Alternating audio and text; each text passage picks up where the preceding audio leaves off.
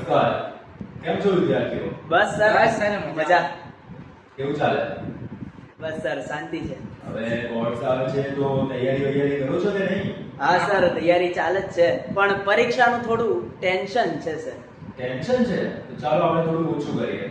આજે તમને એક બુક વિશે જાણકારી આપું જેનું નામ છે રિઝલ્ટ કી 80 સર આવી બુક કોણે લખી? આના લેખક છે મેહુલ બંસાલ. હવે આ બુકનું શીર્ષક આવું છે એનું એક કારણ છે. હવે બુકનું નામ રિઝલ્ટ કી 80 છે એટલે એવું નહીં કે આપણે રિઝલ્ટની નિંદા કરીએ છીએ કે એનો વિરોધ કરીએ છીએ, પણ આ બુકનો ઉદ્દેશ્ય છે કે વિદ્યાર્થીઓ જે પરિણામના ભયથી નિરાશ થઈને બેસી જાય છે અને ઘણા એવા કેસમાં એવું થાય છે કે આપઘાત કરી લે છે અને ઘણા એવા ખોટા પગલાં ઉપાડી લે છે, તો એ વસ્તુ ના થાય અને આ નિરાશાથી ઉપર ઉઠીને કેવી રીતે આવવું અને આગળ કેવી રીતે વધવું તે આ બુકમાં આપેલું છે. તો આપણે આ બુક જોઈશું. હા સર, બહુ મજા આવશે આજે. ચલો તો જોઈએ. પુસ્તક પરિચય જોઈએ.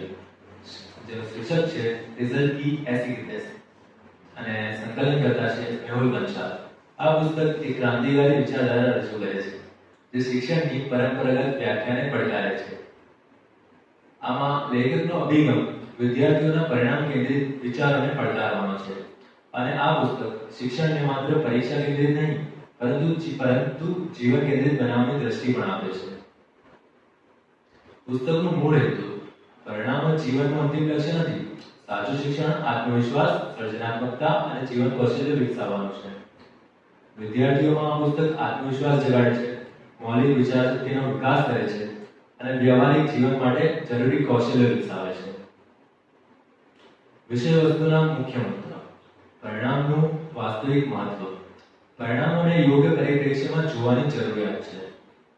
પરીક્ષા પદ્ધતિની મર્યાદાઓ. વર્તમાન મૂલ્યાંકન પદ્ધતિના દોષો અને સુધારણાની જરૂર. મનોબળ પર અસર.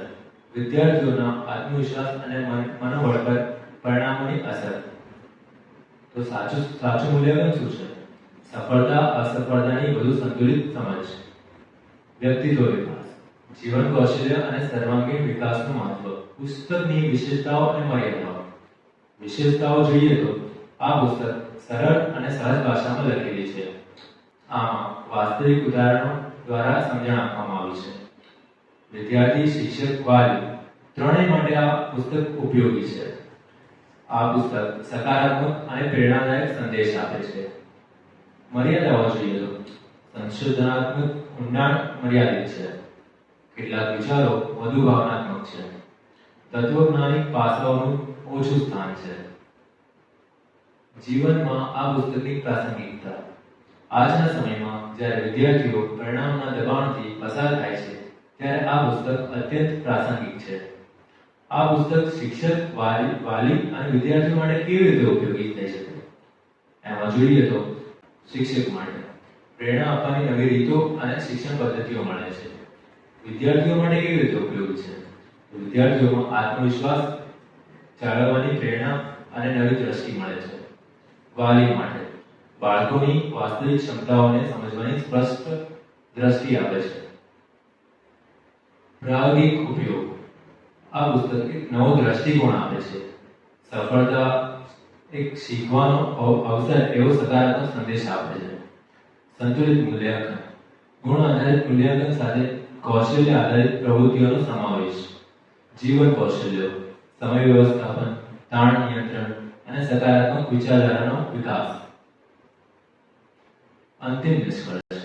આ પુસ્તકે શીખ્યું કે પરિણામ વ્યક્તિના ભવિષ્યનો અંતિમ માપદંડ નથી.